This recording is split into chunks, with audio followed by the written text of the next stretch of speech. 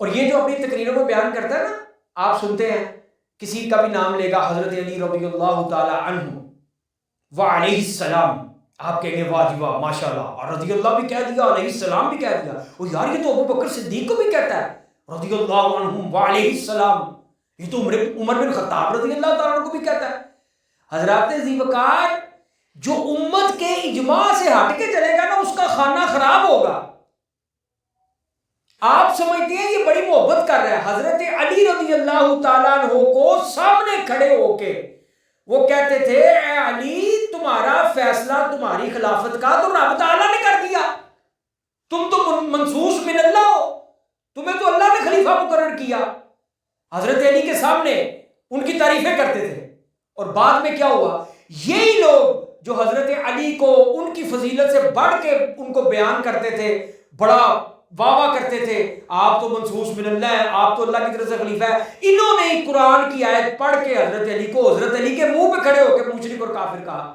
انہوں نے کہا جی ان الحکم الا للہ، قرآن مجید فرقان حمید میں موجود ہے کہ اللہ رب العزت کا حکم ہے، اس کے علاوہ حکم بھی کوئی نہیں۔ آپ نے ابو موسیٰ اشعری اور عمرو بن العاص کو حکم بنا کے آپ نے اسلام کے خلاف کر دیا، لہذا آپ دار اسلام سے خارج ہو گئے۔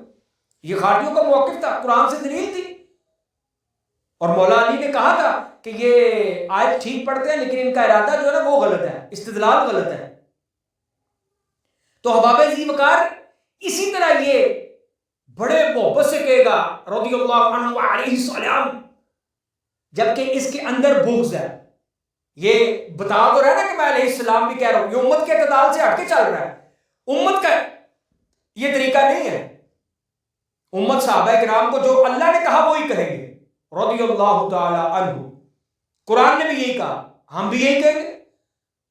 علیہ السلام انبیاء کرام کے لیے مخصوص ہے، اگر کسی نے کہا، اگر کسی غیر نبی نے کہا تو یہ بھی اس کا دھوکہ ہے، ایک دعائیہ انداز میں ہے، ایک مطلقاً کسی کو کہنا، ایک دعا ہے نا، وہ تو ہم آپس میں بھی کہتے ہیں نا علیہ السلام السلام علیکم، وہ تو ہم آپس میں بھی کہتے ہیں، لیکن یہ دعا ہے۔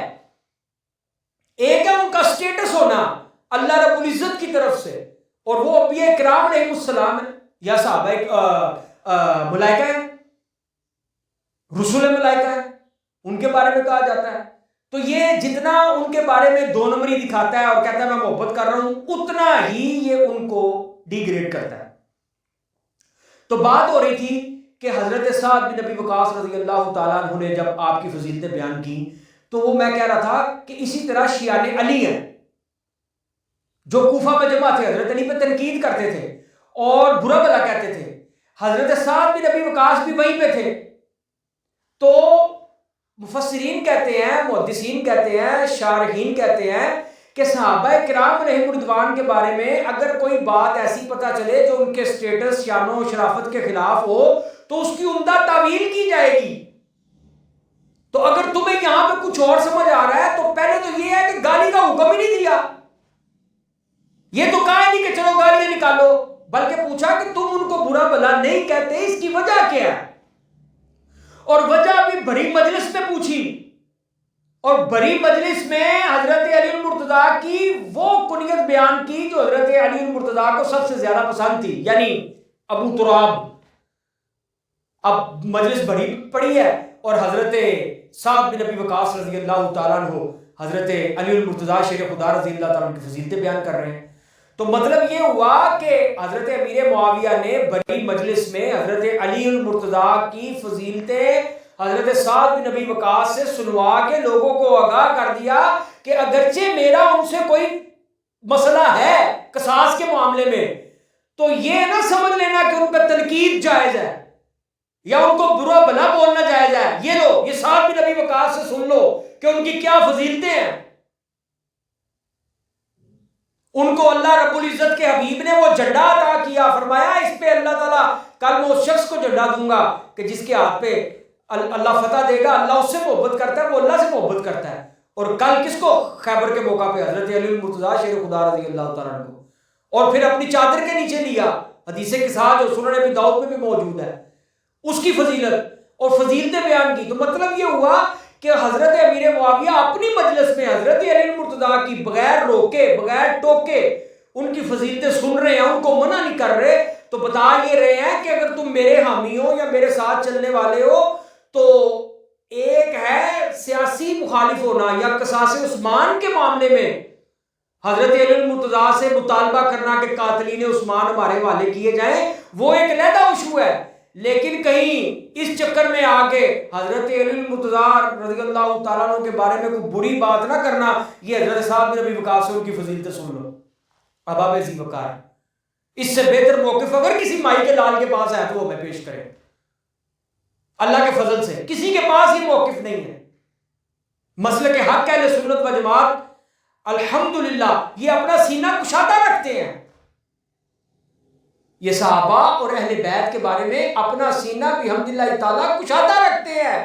ہمارے دل میں صحابہ کرام کی محبت کی جگہ بھی ہے، اور حضرات اہل بیت اطہار کی بھی ہمارے دل میں محبت کی جگہ ہے، اور اولیاء کرام کی محبت کی جگہ بھی ہے۔ کیوں ہے؟ کس لیے ہے؟ اس لیے ہے کہ ہم جناب محمد مصطفیٰ صلی اللہ تعالی علیہ وسلم کو اپنا آقا و مولا مانتے ہیں۔ تو جن کو ہم اپنا آقا و مولا مانتے ہیں ان کی نسبت سے جو ارے ہم تو یافور کا بھی ذکر کرتے ہیں، ہم تو کسوہ اونٹنی کا بھی ذکر کرتے ہیں، ہم تو ان کنووں کا بھی ذکر کرتے ہیں جن میں نبی کریم صلی اللہ علیہ وسلم نے اپنا لعاب دہن پھینکا، ہم تو ان درختوں کا بھی ذکر کرتے ہیں، استن حنانہ کا بھی ذکر کرتے ہیں کہ جس کو نبی کریم صلی اللہ علیہ وسلم نے اپنی آغوش میں لیا۔ بدبختوں صحابہ کرام نے مردوان ہی رہ گئے ہیں کہ جن پہ تم تان کرتے ہو۔ امت کے بہترین لوگ ہیں، پورے قرآن میں رب تعالیٰ جل وعلا نے یہ نہیں کہا کہ میرے نبیوں کے جیسا ایمان لاؤ، بلکہ قرآن میں رب تعالیٰ جل وعلا نے فرمایا اس طرح کا ایمان لاؤ جس طرح کا ایمان سیدنا ابو بکر صدیق رضی اللہ تعالیٰ عنہ کا ہے، عمر فاروق رضی اللہ تعالیٰ عنہ کا ہے، میرے حبیب کے صحابہ نے جس طرح محمد عربی صلی اللہ علیہ وسلم کی غلامی اختیار کی ہے، اس طرح کی غلامی اختیار کرو۔ جب جنت کے لیے قیامت کے دن اٹھائے جاؤ گے تو فرشتے تمہارا استقبال کریں گے، اور جن کا استقبال فرشتے کریں گے ان میں سب سے آگے جناب سیدنا ابو بکر صدیق اور حضور کے باقی تمام صحابہ کرام ہوں گے۔ اور یہ بدبخت کیا کہتا ہے، وہ جی جب حضور نبی کریم صلی اللہ علیہ وسلم کا وصال ہوا تو عرب قبائل مرتد ہو گئے۔ اب جو حضور کی زندگی میں ہو اور وہ بعد میں مرتد ہو جائے تو اسے کیا کہتے ہیں؟ وہ پاس بیٹھا ایک بندہ بولا اس کے فالورز میں سے، اے مسلمان نہیں جی چھیابی ہوں تک تریف ڈیفینیشن بن گئی ہے، اس طرح کی، یعنی کہ طنزیہ، گندی زبان اور گندی سوچ۔ اب لوگ تذبذب میں مبتلا ہو جاتے ہیں کہ ہاں یار واقعی وہ عرب قبائل مرتد تو ہوئے تھے، تو اگر مرتد ہوئے تھے تو پہلے کیا تھے؟ وہ کافر تو مرتد نہیں نہ ہوتا، مرتد تو مسلمان ہی ہوگا۔ تو اب لوگوں کے ذہن میں یہ وہم بیٹھ جاتا ہے کہ یار ہاں یہ بات تو ہے نا، چلو جو صحابہ ہیں صحیح رہ گئے ٹھیک ہے، اب دیکھیں نا صحابہ مرتد بھی تو ہوئے نا، حضرات ذی وقار کوئی ایک صحابی بھی قبائل جب حضور کی وفات کے بعد مرتد ہوئے کوئی صحابی مرتد نہیں ہوا جناب۔ یہ تو لوگوں کو بہکاتا ہے نا کہ جی وہ دیکھو جی مرتد ہو گئے، مسلمان تھے نا، نہیں جی صحابی تھے، تو لوگوں کو سمجھ آتی ہے ہاں یار جو حضور کی زندگی میں مسلمان تھا وہ صحابی تھا۔ حضرات ذی وقار صحابی وہ مسلمان ہے جس نے حضور صلی اللہ علیہ وسلم کی صحبت اختیار کی، یا حضور علیہ الصلوۃ والسلام کے سامنے آ کے بیٹھا، یا ایمان کی حالت میں سر کی آنکھوں سے مصطفیٰ کریم صلی اللہ علیہ وسلم کا دیدار کیا۔ جو عرب قبائل مشرک ہو گئے یا مرتد ہو گئے انہوں نے کب رسول اللہ صلی اللہ علیہ وسلم کی صحبت اختیار کی تھی؟ وہ تو سن کے مسلمان ہوئے۔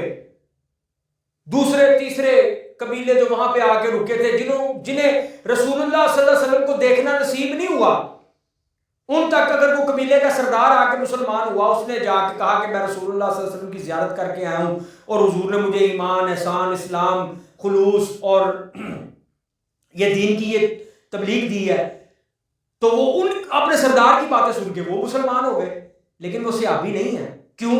کہ انہوں نے حضور صلی اللہ علیہ وسلم کو دیکھا نہیں ہے۔ یہ ذرا سی بات ہے جو اپنے فالورز کے ذہن میں نہیں آنے دیتا۔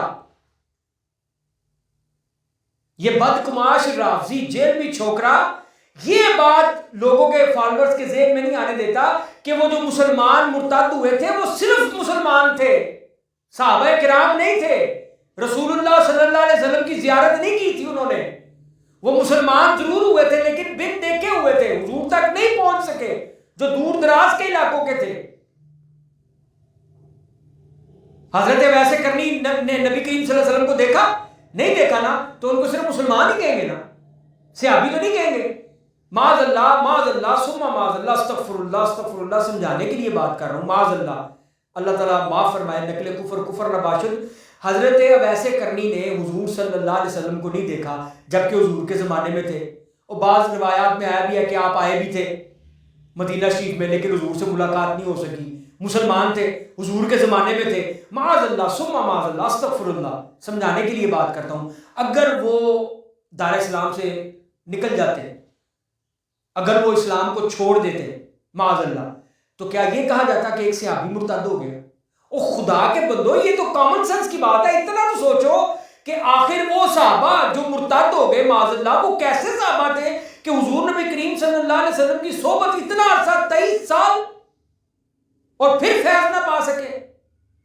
اور جو اکا دکا مثالیں ہیں وہ تو حضور صلی اللہ علیہ وسلم کے سامنے ہیں اور حضور نے ان کی تصدیق کی ہے, ان کی ایمان پہ موت نہیں ہوئی.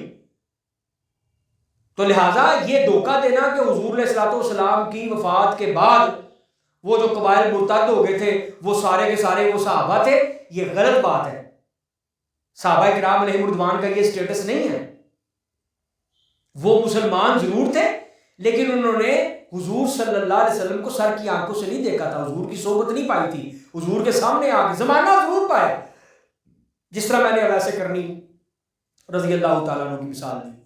تو لہٰذا یہ دھوکے دیتا ہے, احادیث پڑھ کے ان کا فہم اپنی مرضی کا بیان کرتا ہے.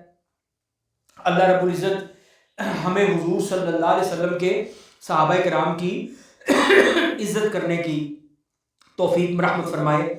وآخر دعوایا ان الحمد